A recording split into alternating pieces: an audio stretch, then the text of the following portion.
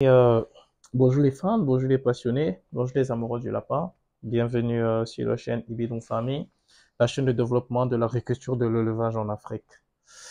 Je me présente Aziz Sena Ngosso, PDG et fondateur du groupe Ibidon Farming.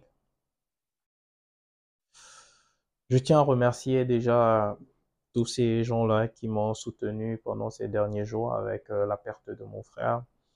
Euh, Quand j'ai créé cette société, Ibidon Farming, il y a de cela 13 ans, il y avait trois personnes qui étaient à mes côtés, qui m'ont soutenu, qui ont cru en moi. Et aujourd'hui, par la force des choses, il n'en reste plus qu'une personne. Il y a deux personnes que la mort a frappées. Et ça, c'est la preuve que on est tous de passage sur cette terre et on repartira sans rien. Voir quelqu'un partir devant toi et quelqu'un de très proche l'accompagner dans sa dernière demeure. C'était de minuit à 10 heures, hein. Décédé à minuit, enterré à 10 heures. C'est 10 heures de temps où il faut tout faire, faut l'amener à cette dernière demeure. Vous comprenez que cette vie n'est qu'éphémère. Mais ça nous rappelle que tout ce que nous faisons sur cette terre, on le fait pour nous. Et la seule chose qui nous accompagne, c'est nos bonnes actions. C'est le souvenir que nous laissons derrière nous. C'est les actions que nous laissons derrière nous qui parleront pour nous, après nous, qui seront importantes. Dans cette aventure, depuis que j'ai commencé, que je parle sur cette chaîne YouTube, ça vient surtout du fait que j'ai compris quelque chose. J'ai compris que Dieu, de toutes les richesses de ce monde, a béni le savoir au-dessus de tout. C'est le seul bien que plus vous donnez, plus vous recevez. Je peux vous donner de l'argent et automatiquement j'aurai un moins. Je peux vous offrir une maison, automatiquement ça me fait moins d'une maison.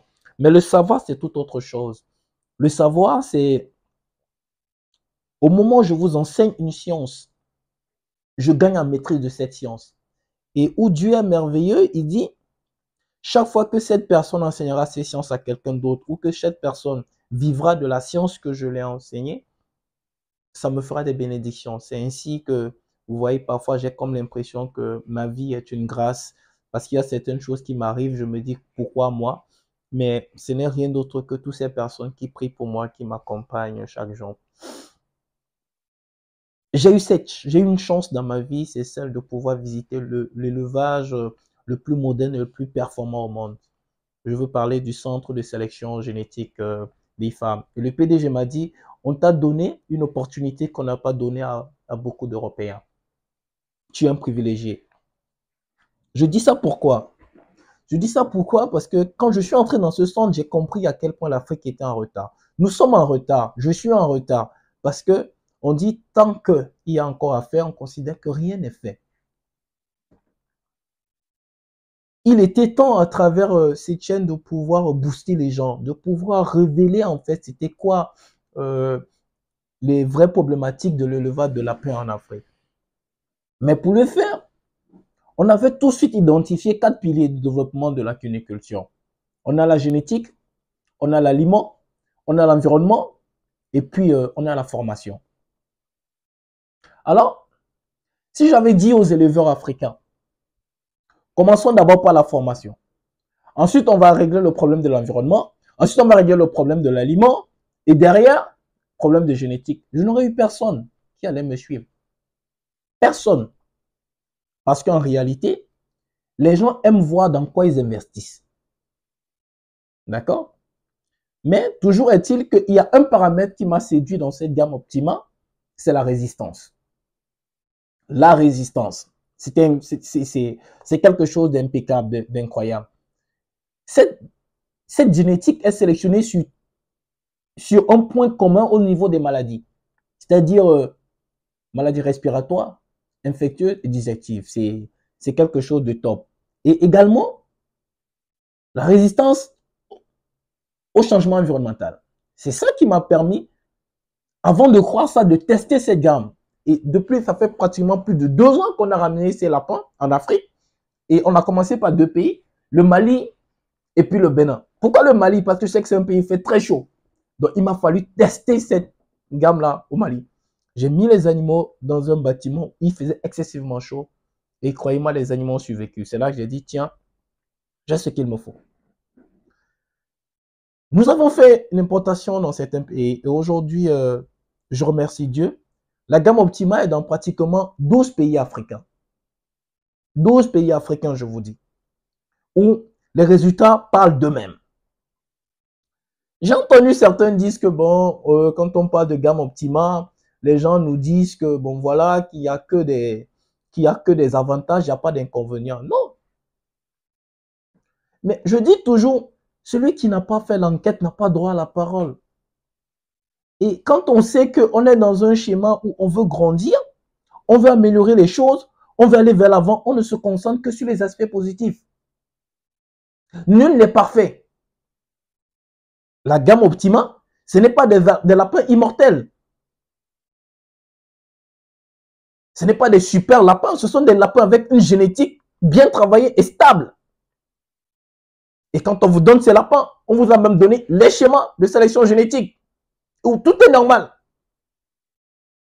Donc on dit non, quand vous allez acheter ces lapins-là, premier critère, est-ce qu'ils mangent la nourriture qu'on mange chez nous? Qui nous a dit que la nourriture qu'on mange chez nous est forcément bien pour nos lapins? Qui nous a dit que les nourritures qu'on trouve chez nous sont aux normes? Moi, j'ai fait une importation de 10 millions en 2020. J'ai perdu tous les lapins au bout de 3 semaines à cause de l'aliment. L'aliment n'est pas aux normes.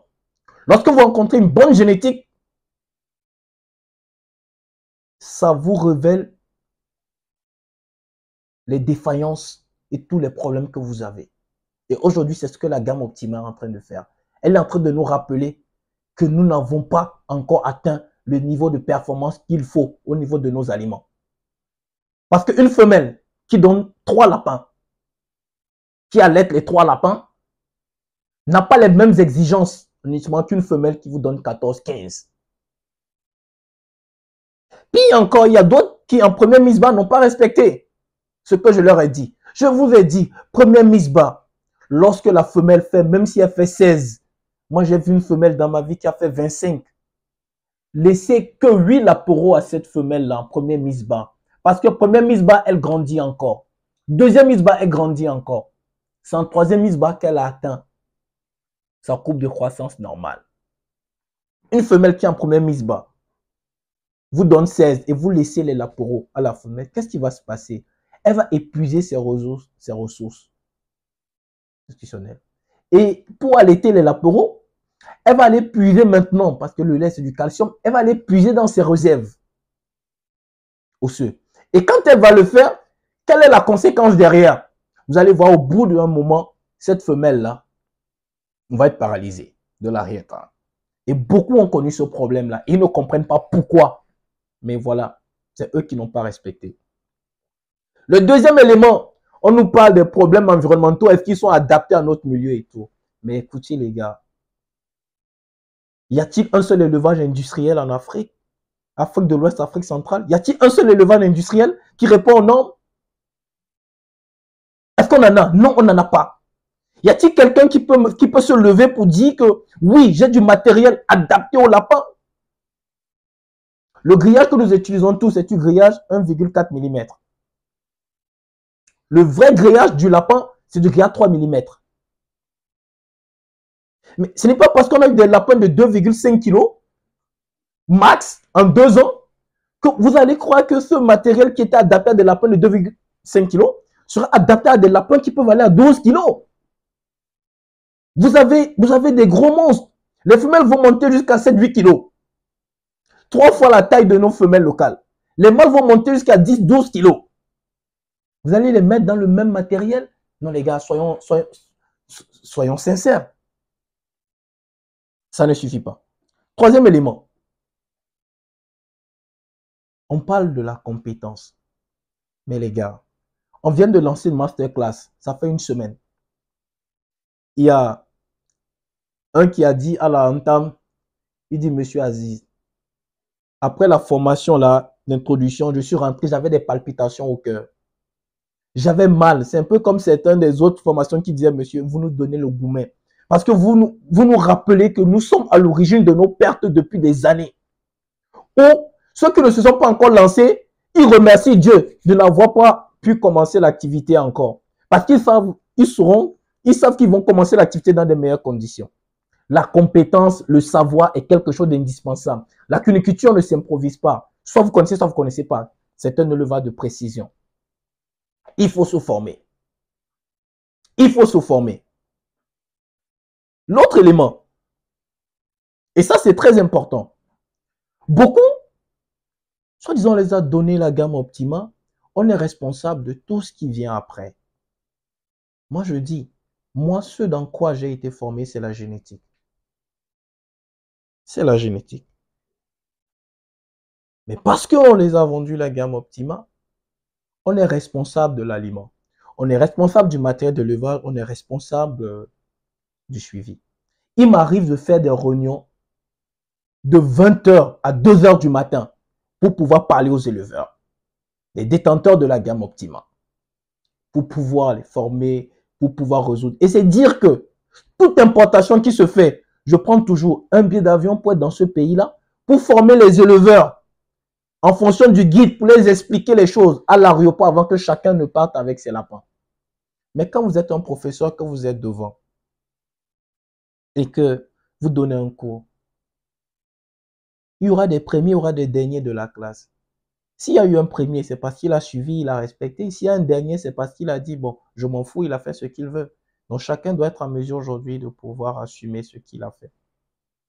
De se regarder dans un miroir et de dire la vérité. Quand nous avons commencé cette aventure, notre but, ce n'est pas de faire des importations chaque année. Non, notre but, ce n'est pas ça. Ce n'est pas de faire les importations de parentaux. Non. On connaît les 4 piliers.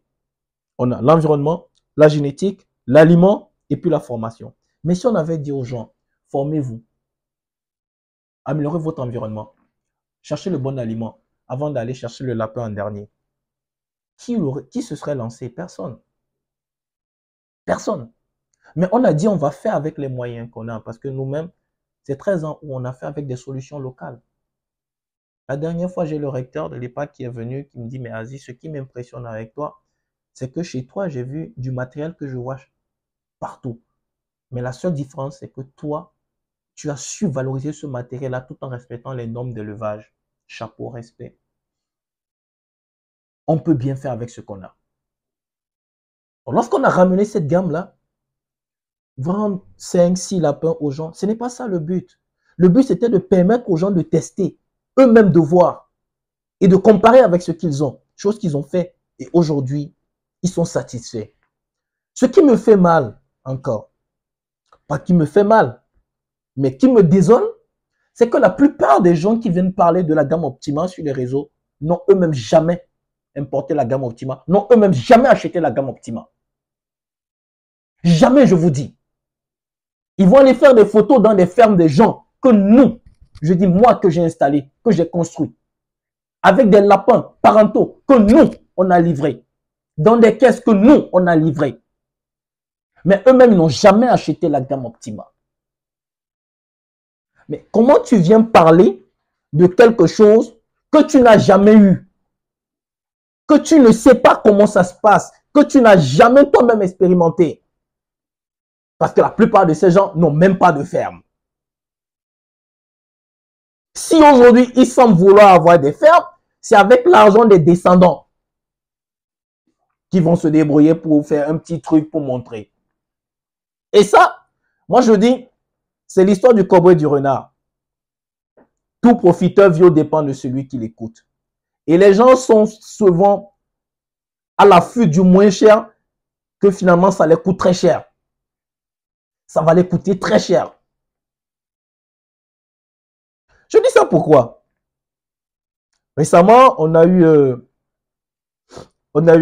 il y a des nouvelles donnes qui sont en train de circuler. Là. On s'est transformé en généticien. Et j'ai eu des croisements de toutes sortes là. Et ce qui est triste, c'est que même les gens qui communiquent dessus ne comprennent même pas ce que eux-mêmes ils disent. Et sans le savoir même, ils me donnent raison sur tout ce que j'ai dit depuis le départ. J'ai dit ici, celui qui prend la gamme Optima, qui achète la gamme Optima, les parentaux, et qui vend sa F1, il ne sait pas pourquoi il a acheté la gamme Optima. Regardez. Les gens sont venus, ils vont parler des descendants et tout. Ma première vidéo, j'ai dit non, attendez les gars. Descendant de PS40 n'est pas PS40. Descendant de PS119 n'est pas PS119. Les gens disent non, il veut garder le monopole. J'ai dit ok, il n'y a pas de souci. Je suis allé plus loin. Je leur ai dit. Et j'avais déjà promis ne plus intervenir dans ce débat-là. Parce que chacun est libre de faire ce qu'il veut. Mais ce qui m'amène à parler, c'est qu'il y a un d'eux qui a dit, je cite, capture d'écran, on s'en fout de la génétique. Ceux qui produisent en Asie, là, c'est comment? Mais les lapins qui sont en Asie, c'est la génétique IFARM. Et aujourd'hui, en Afrique, on a la possibilité d'avoir la même génétique. Parce que le blanc a décidé de faire confiance à un Africain. Ces gens-là m'ont donné de lapins pour combien de centaines de millions à crédit? C'est-à-dire à 0 francs. Toutes les dernières importations, ils ne m'ont pas pris 1 franc pour faire toutes les dernières importations. Mais grâce à la malice de nos frères, aujourd'hui, il faut verser 50%. Mais les gars, je ne peux pas toujours prendre tout mon argent pour pouvoir faire tout. Pour vous trouver une solution pour l'aliment. Aujourd'hui, on a trouvé une solution pour l'aliment. Pour vous trouver une solution pour l'environnement. On a trouvé une solution pour la cage. Pour la formation. On a mis en place une masterclass. Mais les gars, je n'ai pas de financement. Les banques aujourd'hui n'accompagnent pas. Les banques ne m'accompagnent pas. Nos gouvernements n'ont pas encore compris. Tout à l'heure, je venais. Je suis dans une zone où vous avez plus de 60 chambres froides. Quand je viens, je suis la ferme aux environs de 16 heures. C'est infernal. Tu ne peux pas passer. Pourquoi? Parce que vous avez des bâchers qui vont remplir les produits cannés, les viandes importées, même du lapin importé, tout, direction du Nigeria. Mais si c'était des productions qu'on avait chez nous, qu'est-ce qui allait se passer? C'est en cela qu'on aurait eu des éleveurs milliardaires. C'est en cela qu'on aurait eu des éleveurs millionnaires. Mais l'éleveur ne pourra pas s'en sortir quand les produits importés coûtent moins cher que les produits locaux. Comment vous voulez qu'on s'en sorte? Ce n'est pas possible. Mais je viens. Puisque les gens ont semblé dire beaucoup de choses, on me dit, et je leur dis toujours, hey, j'ai dit le PS119, c'est mon coup de cœur. Pourquoi c'est mon coup de cœur? Parce que c'est un lapin parfait, niveau génétique. Vous voyez, il est là. C'est un vrai monstre. Les gens ont dit que non, on a parlé des descendants, mais j'ai dit, même quand vous regardez même les schémas génétiques qui ont été faits en Asie et que vous n'êtes même pas en mesure de chiffrer, n'en parlez pas. C'est triste en fait. On dit le PS21. Donc vous voyez que tout ce qu'il vous faut aujourd'hui, c'est toujours les parentaux que nous vous livrons. Le PS21 dont il parle, c'est ce mâle-là, PS119. Donc aujourd'hui, nous sommes les seuls distributeurs exclusifs de cette gamme-là sur le continent. Donc pour pouvoir avoir du PS21, il faut prendre ces gammes-là, PS119, mettre avec la femelle Ila Optima. Donc si vous n'avez pas les parentaux, vous ne pouvez pas produire du PS21. Ils ont parlé du PS22. C'est ça, non? PS22, ce n'est rien d'autre que ça, du PS119, qu'on met avec la I+ Optima. Donc, vous voyez que si vous n'avez pas les parentaux, vous ne pouvez pas produire tout ce qu'ils sont en train de dire là. Mais, ce qui est encore plus intéressant, je regarde le prochain croisement, ils nous ont parlé du Max 21. Max 21, ils nous ont dit PS40, il a Optima. Donc, là, il vous faut encore des descendants. Ils nous ont dit Max 22, PS40, I+ Optima. Il vous faut encore des parentaux. En aucun moment, quand vous lisez, on vous dit PS40 croisé, PS ILA. Quand on dit croisé là, ça ne veut pas dire descendant. Hein. Ça veut dire qu'il faut rester dans les parentaux. Est-ce que dedans là, vous avez vu PS21 croiser quelque chose? Non. Mais par contre, quand vous voyez plus loin, puisque Là aussi, vous me demandez de vous décortiquer la génétique. Là, on est où? On est ici. Là. Ils ont dit, vous prenez le GP25. Le GP25, qui est le grand-père de I+, qui est là, vous croisez avec la femelle GP Optima pour produire la I+ Optima. C'est le croisement. Il parle du PS 288. Donc, il vous faut déjà de la I+ Optima.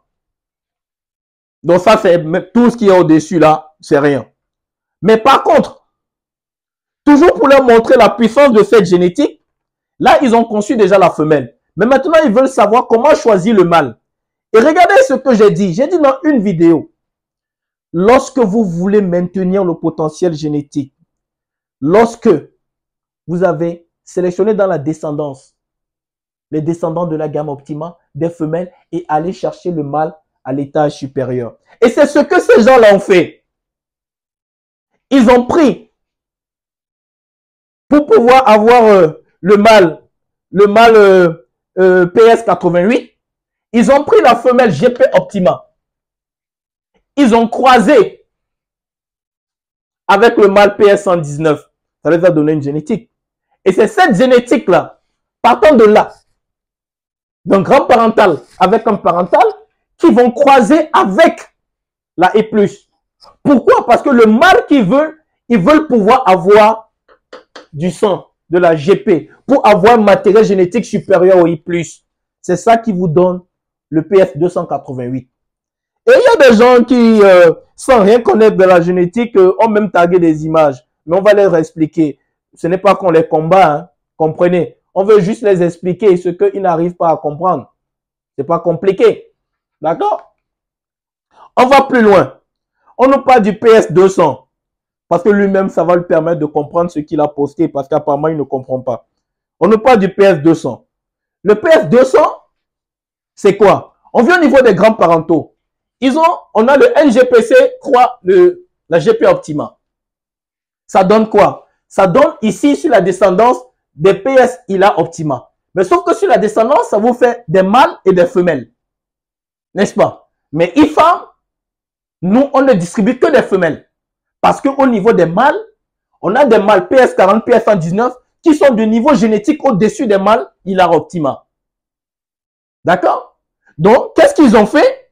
Ils ont pris sur deux lignées différentes des mâles Optima et des femelles Optima qu'ils ont croisé entre eux pour donner le PS49. Donc, vous voyez que même là encore, ils sont restés au niveau des parentaux. Ils ne sont pas allés au niveau des descendants. Ils sont encore au niveau des parentaux. D'accord? Et qu'est-ce qu'ils font plus tard?